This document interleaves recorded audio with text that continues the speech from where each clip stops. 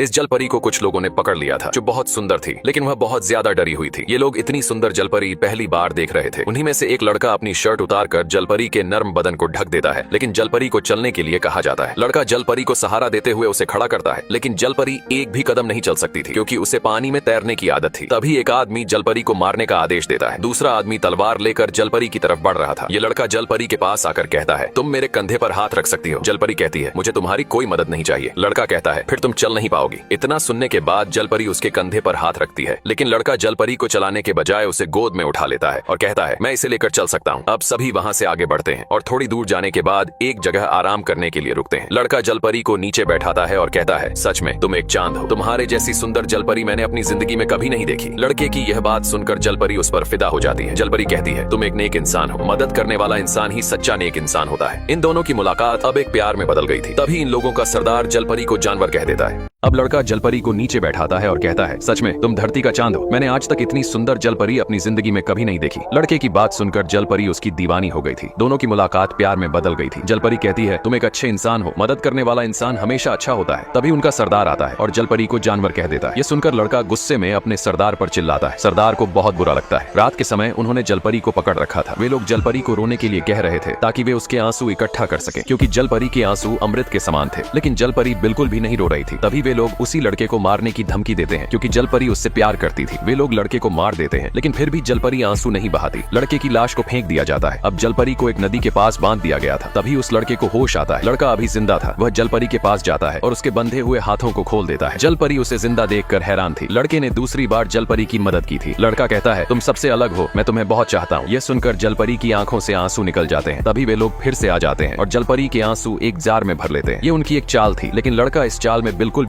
अब लड़का जलपरी के बंधे हाथ खोल देता है। जलपरी लड़के को जिंदा देख हैरान थी। लड़का कहता है, तुम मेरी दुनिया हो, मैं तुमसे बहुत प्यार करता हूँ। इतना सुनते ही जलपरी की आंखों से आंसू निकल आते हैं। तभी वही लोग वहाँ आकर जलपरी को पकड़ लेते हैं और उसके आंसुओं को एक बोतल में भर लेते हैं। जलपरी के आंसू अमृत समान थे, लेकिन जलपरी को लग रहा था कि लड़के ने उसे धोखा दिया है। उसे बहुत बुरा लगता है, जबकि लड़का बिल्कुल निर्दोष था। अब ये लोग वहाँ से निकल पड़ते हैं। रास्ते में इन्हें एक आदमी मिलता है जिसके पास 2 प्याले थे, जिन्हें उसने एक सुअर के ऊपर बांध रखा था। ये लोग उस आदमी को एक दिशा यंत्र देते हैं और बदले में 2 प्याले ले लेते हैं। ये सभी मृत्युंजय अमृत की तलाश में जा रहे थे। रास्ते में उस आदमी को पेड़ के पत्ते पर पानी की एक बूंद दिखाई देती है। वह बूंद को अपने हाथ पर उठा लेता है। ये पानी की बूंद पवित्र थी और उन्हें अमृत का रास्ता दिखाने वाली थी। अब रास्ता उनके सामने था, जो चट्टान के नीचे था। यह जगह रहस्यमयी थी। कोई भी हरकत करने पर वे मारे जा सकते थे। उन्हें बिना किसी चीज को छुए आगे बढ़ना था, लेकिन आगे चलकर रास्ता खत्म हो जाता है। वह आदमी उन 2 प्यालों को मांगता है और सभी को पीछे हटने के लिए कहता है। सभी पीछे हट जाते हैं। आदमी जोर से उन प्यालों को आपस में बजा देता है। लड़की एक जादुई पानी पी लेती है, जिसके बाद उसका शरीर छोटे आकार में बदलने लगता है। वह बहुत छोटी हो चुकी थी। वह भागकर एक छोटे दरवाजे के पास जाती है और उसे खोलने की कोशिश करती है, लेकिन दरवाजा नहीं खुलता। फिर लड़की दरवाजे की चाबी लेने आती है, लेकिन चाबी ज्यादा ऊंचाई पर थी क्योंकि वह अब छोटी हो चुकी थी। लड़की उछलकर चाबी लेने की बहुत कोशिश करती है, पर चाबी उसके हाथ नहीं लगती। तभी उसकी नजर एक बॉक्स पर पड़ती है जिसमें एक छोटा केक रखा हुआ था। लड़की बिना सोचे समझे उस केक को खा लेती है और थोड़ी ही देर में उसका आकार बढ़ने लगता है। अब वह पहले से बहुत बड़ी हो चुकी थी। वह चाबी उठाती है और उसी जादुई पानी को फिर से पी लेती है, जिससे वह फिर से छोटी हो जाती है। लड़की छोटे दरवाजे से बाहर जाना चाहती थी। वह भागकर दरवाजे के पास जाती है और उसे खोलती है। दरवाजा खोलते ही वह चौंक जाती है, क्योंकि दरवाजे के पीछे एक दूसरी दुनिया थी, जो बेहद रंगीन और हरा भरा जंगल था। लड़की जंगल की तरफ बढ़ती है, जहाँ उसे अलग अलग तरह के जानवर मिलते हैं। वहाँ एक छोटा घोड़ा था जिसके 2 पंख थे। ये पूरी जगह रहस्यमयी थी। आगे चलकर उसे 2 गंजे लड़के मिलते हैं, जिनके साथ एक खरगोश और एक चूहा था। वे लोग इस लड़की को देखकर हैरान रह जाते हैं और पूछते हैं, तुम कौन हो और यहाँ कैसे आई हो? चूहा बताता है कि यह एक राजकुमारी है जो गलती से इस दुनिया में पहुंच। ये लड़की अपने हाथों से चाय को गर्म कर रही थी, क्योंकि उसके पास शक्तियां हैं। वहीं एक छोटी लड़की एक छोटी सी गाजर को बहुत बड़ा कर देती है और दूसरी लड़की उस गाजर को आसानी से उठाकर ले जा रही है। यहाँ सभी जादूगर थे, केवल इस चिकने को छोड़कर। यह चिकना इन सब का जादू देखने आया था। अब प्रिंसेस चिकने को बगीचे में लेकर जाती है, जहाँ सोनू मोनू एक ही टेडी बियर के लिए लड़ रहे थे। प्रिंसेस टेडी बियर छीनकर उसे 2 हिस्सों में बांट देती है। सोनू मोनू खुश हो जाते हैं। वहीं 2 लड़के फुटबॉल खेल रहे थे, जिनमें से एक का सिर नहीं था और दूसरा अपने मुंह से बहुत सारी मधुमक्खियां निकाल रहा था। इन सभी जादूगरों की उम्र नहीं बढ़ती है। 100 साल बाद भी ये ऐसे ही रहेंगे। प्रिंसेस की बड़ी लड़की, जो चिकने से बात कर रही थी, उसे अपनी कमर में रस्सी बांधने को कहती है। चिकना सुनते ही रस्सी कमर में बांधने लगता है और थोड़ी देर बाद लड़की ऊपर उड़ने लगती है। ऊपर पहुंचने के बाद वह एक चिड़िया के बच्चे को घोंसले में डाल देती है, क्योंकि बच्चा नीचे गिर गया था। लड़की नीचे आती है। चिकना कहता है, मैं तो डर गया था, अगर मैं होता तो मेरी तो फट जाती। अब सबके खाने का समय हो गया था। सोनू मोनू एक दूसरे को खिलाते हैं और वहीं वह लड़का मुंह खोलता है तो बहुत सारी मधुमक्खियां बाहर निकल जाती हैं। चिकना यह सब देखकर घबरा रहा था कि कहीं जादू से उसकी भिंडी गायब न हो जाए।